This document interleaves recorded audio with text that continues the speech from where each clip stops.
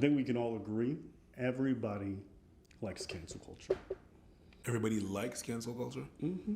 Pam Bondi said one of the dumbest things you can say as an attorney general. Do we have it here? I'm looking at my SOT list. Yeah, here it is. It's unbelievable. There was absolutely no pushback, but here's what Pam said in SOT 18. There's free speech and then there's hate speech. And there is no place, especially now, especially after what happened to Charlie, in our society. Do you see more law enforcement going after? I couldn't believe. Who said that? Literally, this is what we started when we were in 2016. We were talking about stuff. Yeah. We were talking about, lefty spaces and cultural appropriation. Like, this was the kind of shit I would hear from those crazy motherfuckers. Yeah. And now it's like in the highest form of government, and they're saying hate speech is not free speech. Well, who defines what's hate speech? I'm having deja vu.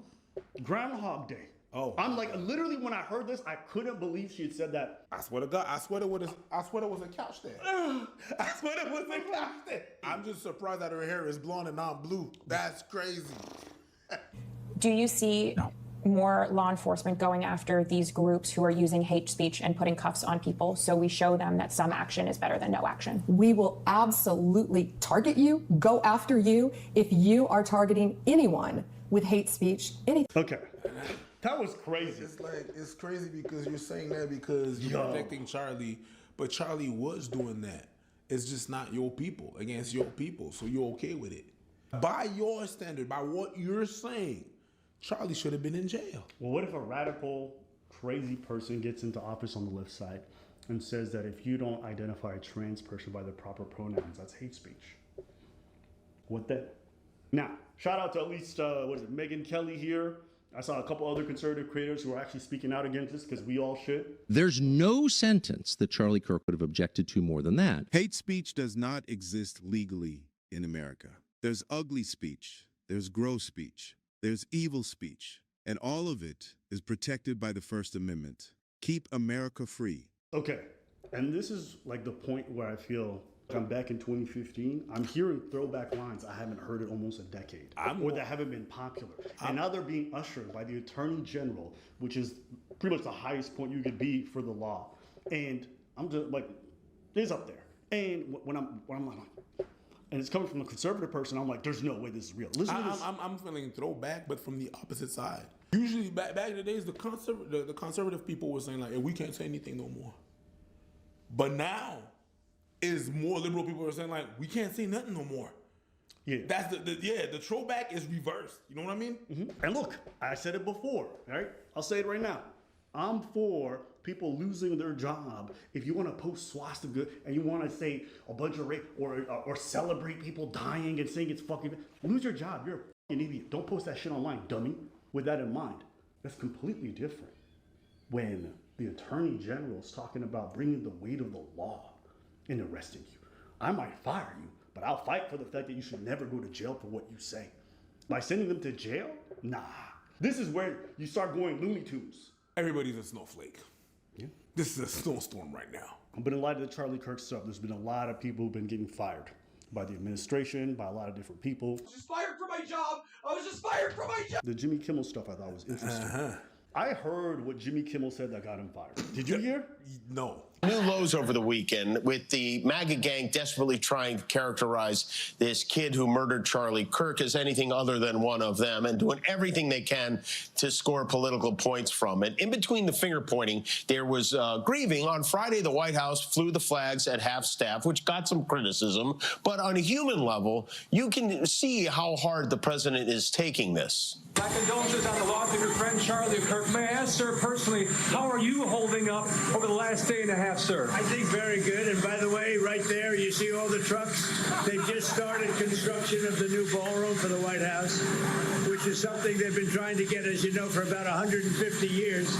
And it's going to be a beauty. Yes. He's at the fourth stage of grief, construction. Can you believe what we made? I was like, if my niggas talking about me, I'm like, hey, you never cared when I was. No, you never cared. That was so crazy. So it was funny. Yeah. The idea that the person who's in charge of the FCC went on a podcast, put pressure on ABC, which is the largest corporation and one of the largest media corporations. And they have a license granted by us at the FCC, and that comes with it an obligation to operate in the public interest. I mean, look, we can do this the easy way or the hard way. And threaten to lose their license. Within hours. And it's almost moments, literally, after that interview aired, that ABC announced that it would indefinitely pull the Jimmy Kimmel show. They shut down the whole show, and they didn't even want to, because apparently they had a board meeting. And when they had the board meeting, there's a lot of because like people were like, he didn't say nothing that bad. But everyone's like, we can't afford to lose all this money. They were losing their license. That's right. And when you run a business, bro, you lose your license, everything's dead. Like your business is over. Well, you can't. So the idea that operate. government is getting involved and getting people fired from their everyday jobs for speech that isn't that extreme, that should worry you. Afterwards, I think Jimmy made a stupid comment, something about like, we don't know if this is politically motivated or whatever it was. Like, New lows over the weekend with the MAGA gang desperately trying to characterize this kid who murdered Charlie Kirk as anything other than one of them. From all the messages, it looks like it's pretty clear that this is very politically motivated. Yeah. But you have the right to say stupid shit. Like, people are acting like his cancellation was super deserved for this specifically. And in my head, I'm like, if you think someone deserves, everybody should be fired on that. You know how many people make wrong takes or make some stupid take?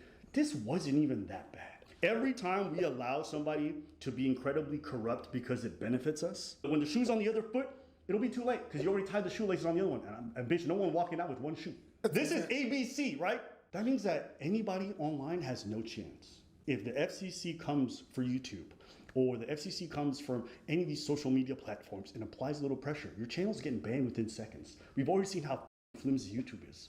You never want government officials to get a carte blanche and to be cheered when they are canceling people like this. The idea that the president is getting involved and cheering on the fact that they're firing all these people is bad.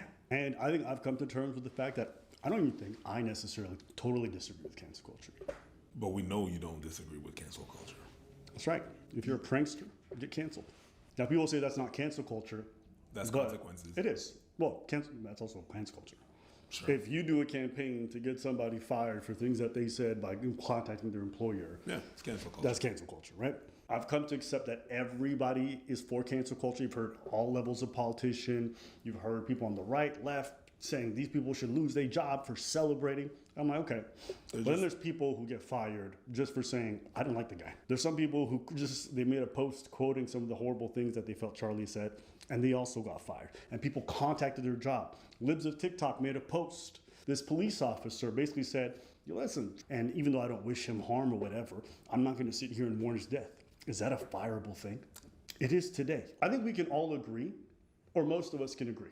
We probably have a point or a threshold where if you do something beyond this line, if you lose your line of employment, if you are made to pay financially, economically, whatever it might be, most of us don't care. Would you agree? Yes. I think the main thing is just like we all have a different threshold. And some people's threshold for what that line is much lower. Some people's threshold for what that line is if it happens to them or their side. Sure, that's their threshold. They're not for, well, you're canceling me because it happens to them. But when it's for the other person, the other side, sure, then it's all good. Look at this, right? So someone else posted, I tried to hold my tongue, but I genuinely do not know how any person could be saying Charlie Kirk was a good man. Of course, it was awful. He was shot. So were more children at a school in Colorado yesterday. Yet most of you haven't said a thing about any of the other 45 this year. Someone who didn't believe in and ... whatever. To me, that's not fireable. That's not past the threshold. But the fact that some people think it is where I think this stuff goes well beyond the pale. And I think we should institute some level of shame. This kind of speech, whilst it's legal and you shouldn't be in prison for it, there should be social consequences. Why? Because we've gotten to the point now where everyone's posting swastikas. People are posting all kinds of salutes. People are out here saying some of the most foul and disgusting things about children every day or whatever it might be. And these things aren't even like being socially reproached online. I'm like, isn't that shit? I hope those people get canceled. I'll be honest with you. You want to get online and say a bunch of race? I hope you get the same lady who yelled at that 13-year-old autistic boy when called him an N-word on camera proudly. What did conservatives do? They started a GoFundMe and they put money in her pockets. I'm not even going to call it cancel culture anymore. I think we're living in the age of outrage capitalism. The lefts are accusing the rights of doing something that they're doing themselves and vice versa. They're benefiting from people being pissed off at each other. The product is anger. And the winner is not the blue, the red, the purple. It's green. It's money. It benefits people. It benefits you, the news. Hell, it benefits podcasters as well. Anger is not a way to do revolution. It's a subscription. You subscribe to who you want to be pissed off against, and then you consume products through that hate. We've never been for extremes around here. I could be wrong, but if we played out clips of us, I think we might have been one of those people saying that cancel culture, I'm not for it. Which I understand, but I think that in context, we're talking about a specific way. Sure. We're saying that, hey, what's happening there, I'm not for that. Even Charlie Kirk being canceled for life, that's not fair. That's not right. That's a form of cancel culture too. Because if you think what cancel culture is, right? It's essentially you being punished for speech. Yes, that's the extreme. Or beliefs that's the extreme that people find socially reprehensible, right? So it could be financially, it could be through a boycott, through governmental means, or the most ultimate form would be to take the person's life, right? Deletion. Because the goal is to make you not comfortable or not be able to say these things without repercussion, right? This should never be something that's permissible or allowed. But you're starting to see how like authoritarianism and these ideas of like basically coming down on ideas of what you say, how you think, it's happening everywhere. I'm happy that even some people on the right are like, what is this? They're catching on. They're like, no, this is a bit much. It's happening on all sides of the aisle. And I truly feel like how we came in here at first, when we started on YouTube and talking about leftist crazy, now we're doing the other side of the aisle. And we're getting to do, and it's the same shit. Remember a week ago when I told you the pendulum thing? Oh yeah. Yo, that thing is swinging. Swinging. What me and Preach were doing back then when we were talking against a lot of this stuff was unpopular. You know how much flack we got from lefties? Dude. From talking against cancel culture, for talking against a lot of this stuff. We're getting the same thing, but on the other side now. And as a result, there was some oppressive stuff that they were doing in terms of how they came down on people. 100%. And now that it's on the other side, they're doing the same thing. And now that we're speaking out against that, that side hates us. That's why I don't really mind, to be honest with you. That's when you know. When I get a lot of this hate. It's okay, I'm used to it. It reminds me of high school. Everybody popular hates on me, so it's fine. I'm happy that even some people on the right are like, what? The fact that they're like, well, this is a bit much. I'm like, okay, there's hope. Hope. One of the rare times that I can't believe that you and I are on the opposite side of this. I'm going to be the pessimist today. I don't think there's hope. Today we switched? We switched. I'm usually the group you with. Oh, you are getting old. Welcome to the I don't even know if I'm getting old. I think there's a lot of reasons to just look at the world and go, oh yeah, there's very little odds that we're coming back. When have you seen us turn around extremism? All I've seen is the world go crazier and crazier and crazier, and then crazier, crazier, crazier, crazier, crazier. It's like the swing just gets wider. What's next? I think that all that's going to happen is that corporate interests are going to take over, and our government is just going to be corporations soon. Oh yeah, I agree. We've already been moving in that direction. The relationship between government and corporations is just becoming more and more intertwined, and soon it's going to be all just big corporations that run everything. And cyberpunk, I can't wait.